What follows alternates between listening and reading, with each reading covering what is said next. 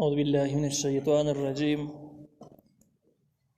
بسم الله الرحمن الرحيم. ويا قوم من ينصرني من الله إن طردتهم أفلا تذكرون. سورة یہود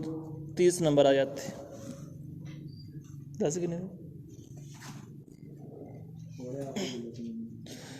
ولا أقول لكم عندي خزائن الله ولا أعلم الغيب ولا أقول إني ملك ولا أقول للذين تزدري أعينكم لن يأتيهم الله خيرا الله أعلم بما في أنفسهم إني إذا لمن الظالمين. ده زي دي سورة یہود 31 نمبر آیات. بدی ذکر کی 31 نمبر آیات کی د نوح علیہ السلام د قوم باقی 3 اعتراضونه چې د هغې تفصیلي جوابونه دي. یو 2 اعتراضونه مخکې تیر شو او د هغې جوابونه ذکر شو، او کوم اعتراضونه چې پاتې د باقي اعتراضونو جوابونه ذکر کیږي. د نوح علیہ السلام قوم اعتراض یو اعتراض یې دا و چې څوک به چا باندې خپل حکومت او مشري قایمول غواړي نو دې کس سره ډېرې پیسې او خزانې ورسره وي، نو دا راواخلي د قوم په مشرانو باندې خرج کړي، او هغه کشران بیا د مشرانو تابع، نو مشران دې په پیسو باندې واخلي او باقي خلک ورپسې شي او حکومت قایم شي. نو که نوح علیہ السلام پیغمبر وې دوی اعتراض داسې و، نو دې به الله تعالی غټې خزانې ورکړي وي نوح علیہ السلام چې دا به د خلکو خرچه کا د مشرانو باندې، چې دا باقي چې دوی مسلمانان شي د پیسو په زور او باقي خلک ورپسې شي، اسلام قایم شي، حکومت د نوح علیہ السلام قایم شي. خو موږ چې ګورو نو حکومت په پیسو باندې راځي او د نوح علیہ السلام سره پیسې اړوشتنه غربت دی، نو معلومیږي دا چې دا پیغمبر نه دی. نو دوی د نوح علیہ السلام پیغمبري په بادشاهۍ باندې قیاس کوله، دنیایي بادشاهانو باندې د نوح علیہ السلام پیغمبري قیاس کوله چې دا پیسو باندې کېږي، نو پکار دی د نوح علیہ السلام سره خزانې ورسره. نوح علیہ السلام طرف نه د هغې جواب کیږي. ولا اقول لكم ازنیم تاسو ته عندي خزائن الله چې زما سره د الله تعالی خزانې را سره دي، ولا اعلم الغیب او نه زه پوهېږم په پټو خبرو باندې. دا دوی بل اعتراض دا و چې که دا پیغمبري نو دی به د غیبو په خبرو هم پوهېږي، او چې د غیبو په خبرو باندې نه پوهېږي نو دا پیغمبر هم نه. نوح علیہ السلام د دوی دغه وهم هم رد کو چې نه راسه خزانې شته، د خزانو کار زه نه کوم او نه د غیبو په خبرو باندې پوهېږم. د دې حاصل دا دی چې د پیغمبرانو کار دا نه ده چې خلک په دنیا په محبت کې اخته کړي او پیسې او لالچونه ور وړاندې کړي چې دا والی راسه ملګري شي، بلکې د پیغمبرانو کار دا ده چې خلکو ته د الله تعالی پیغام ورسوي، آخرت ور یاد کړي، د الله تعالی وحدانیت ته راوبلي. دا د پیغمبرانو ډیوټي او د هغې په ذمهوارۍ کې دا نشته چې خلکو ته پیسې ورکړي او د دنیا په محبت او د دنیا په فکر باندې یې راواړي. دا د پیغمبرانو ډیوټي نه ده. او دویمه دا ده چې د غیب په خبرو باندې پیغمبران نه پوهېږي. غیب صفت د الله تعالی دی، غیب او علم صرف خاصیت د الله تعالی دی، مخلوق سره بالکل مناسب نه دی. نو دې نه معلومه دا شوه چې کوم خلک د پیغمبرانو سره علم غیب تسلیموي یا ځینې خلک یې بزرګانو له هم ثابتوي، او د دې خلکو خیال داسې دی د کافرانو نه مخکې د عقیده باطل عقیده روانه ده چې پیغمبران یا بزرګان دې ته الله تعالی ځینې اختیارات ورکړي، هغه اختیاراتو کې دې چې څه کوي نو کولی چې دا شرکي عقیده ده. نو په دې ځکه کې ولا اعلم الغیب کې دغه عقیده رد شوه چې پیغمبرانو بزرګانو ته هېڅ قسم اختیارات حواله نه دي، هغوی ته الله تعالی هېڅ قسم خپل صفات او صفت ورکړی نه دی،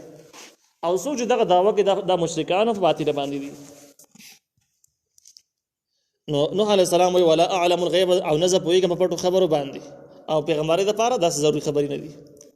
ولا اقول او زه نه یم انی ملکون چې زه فرشته یم، دا هم نه یم. مخکې موږ وویل چې د قوم اعتراض کې یو دا و چې که نوح علیہ السلام پیغمبر یم دا خو انسان دی، پکار ده چې فرشتې رالېږلي وي. نوح علیہ السلام وایي نه زه فرشته نه یم، یعنې تاسو د ده دعوا نه کوم چې زه فرشته یم، بلکې زه عام انسان یم. او د پیغمبرۍ لپاره فرشته جوړېدل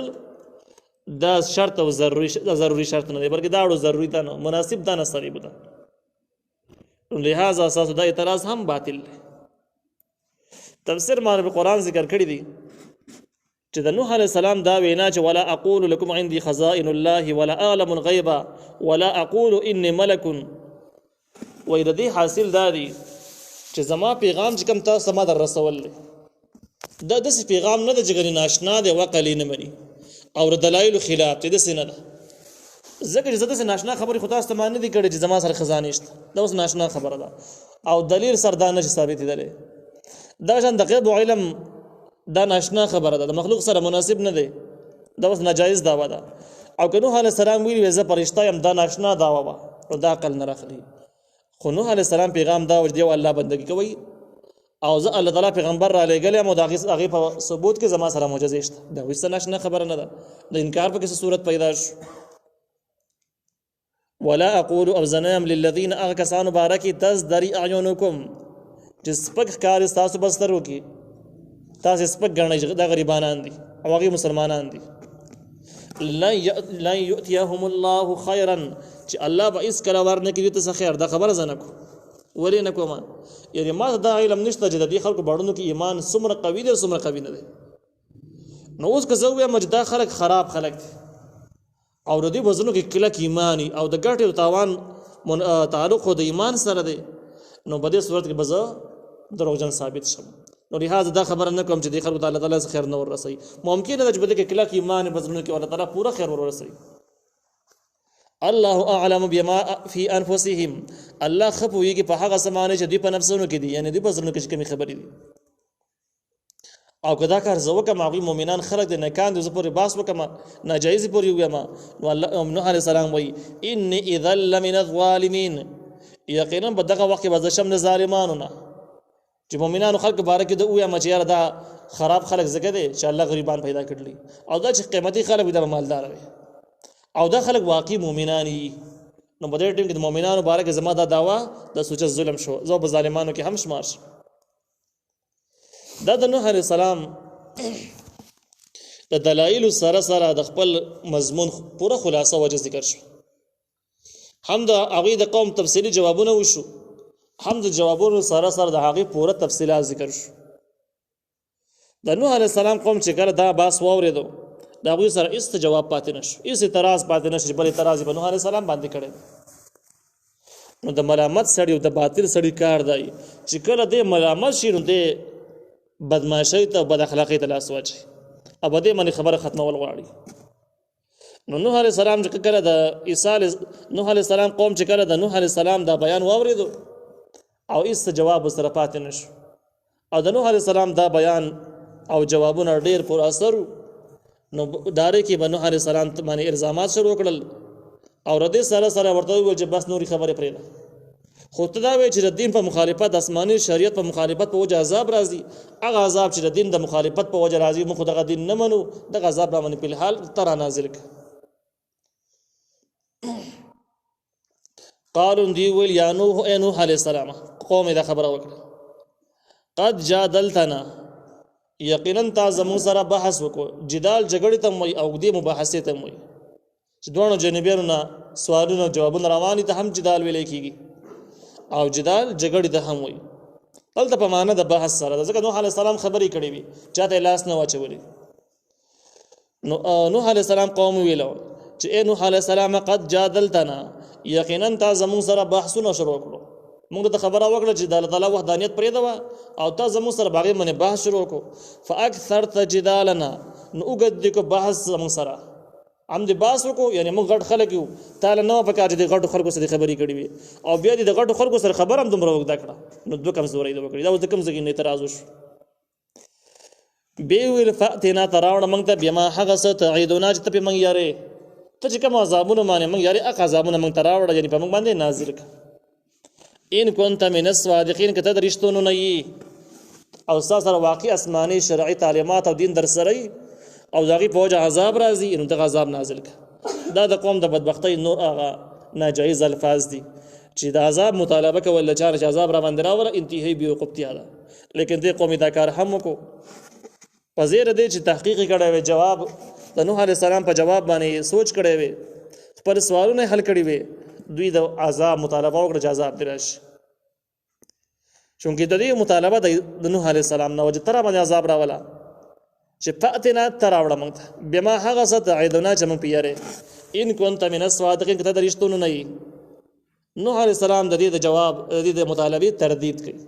چې د مطالبې د اندازم غلط دی د سینه و پکار عذابونه والا ذات زنه يم دا الله تعالی دی زما کار صرف پیغام رسول نو نوح علیہ السلام ویل قال نوح علیہ السلام ویل انما یاتیکم به الله یقینا راولی به تاسو ته دغه عذاب الله تعالی از الله به راولی د زما کار نه دی عذابونه راوستي نشم ساس پر مطالبه غلط رندم بل جهالت شو چې د الله تعالی د اختیاراتو نسبت ماته کوي ان شاء اگر خوښ شو یعنی که د الله تعالی رضا شو د الله تعالی اراده وشوله نو دغه عذاب به الله راولي زه خوړل شم نه او د الله تعالی راوستل د هم د الله تعالی د مشیت او اراده سره منحصر دي کې خوښ شو نو اعلی کې خوښ نه شو کې د چې بیا امر نه شي په دنیا کې عذاب او قیامت کې یقیني راځي به نو راولي به تاسو دغه عذاب الله تعالی کې خوښ شو وانتم وما انتم بمعجزين او نه تاسو الله تعالی لپاره عجز کوون کې په دنیا کې دې مطلب دا دی چې الله تعالی عذاب نازلول او غواړي په تاسو باندې نو عذاب الله نازلوي او چې کله عذاب شروع شنه په تاسو کې دومره تکړه خلک بیاشتانه دومره همت والا خلک او دومره طاقت والا خلک چې الله تعالی عذاب مخې ته ودرېږي د عذاب بن کې په زور باندې چې نه دی راځي په موږ باندې دوی څوک په تاسو کې نشته نو چې نشته نو بیا عذابونه ولې غواړي او حق دین او آسماني شریعت ولې نه منئ نوح علیہ السلام ورته ویل چې الله تعالی به راولي او چې کله الله را وسره تاسو د الله تعالی مخه بیا نیولې نشي ولا ينفعكم او فائدہ نه درکې تاسو ته نصحي نصيحتونه زما ان اردت اگر چې زه اراده لرم د دې ان انصح لكم چې نصيحتونه وکم تاسو ته نصيحت په معنی د خیر خوایي سره تاسو زما خیر خوایي د دومره خواري دا فائدہ نه درکې ځکه تاسو زد او عناد او تکبر لیونی کړی یې اگر چې زه اراده وکم د نصیحت کول تاسو د پاره زه ته نصیحت کوم لیکن تاسو په داسې مرض باندې یختای چې مرض د تکبر او د عناد دی تاسو زما سره ضد کوئ او ځان ډېر غټ شمارئ هغه دوه مرضونه مصیبت دې ته جوړ شوی د تاسو دین قبلولونه الله تعالی محروم کړی ان کان الله یرید ان یغویکم کچرته کې الله تعالی اراده لري د گمراه کول تاسو دغه جرایم په وجه تاسو گمراه کول غواړي نو بیا زما نصیحت تاسو ته فائدہ نه درکې اگر که ډېر نصیحتونه هم وکم او دا خبره نوح علیہ السلام په هغه ټیم کې وکړه چې کله 9.5 کاله پوره شو دا مهنت جاری وساتو او 9.5 کاله کې چې کم خلک مسلمانان شوي دي نه باغې کې د وو نواله د دو ابیو پورې اقوال شته چې دا کسر مسلمانان شوي دي باقي خلک چې کم دي دوی ایمان بل 9.5 کاله کې ایمان نه دراوړي هو ربکم دغه رب تاسو دی و الیه ترجعون او دی الله تعالی ته تاسو واپس کیږئ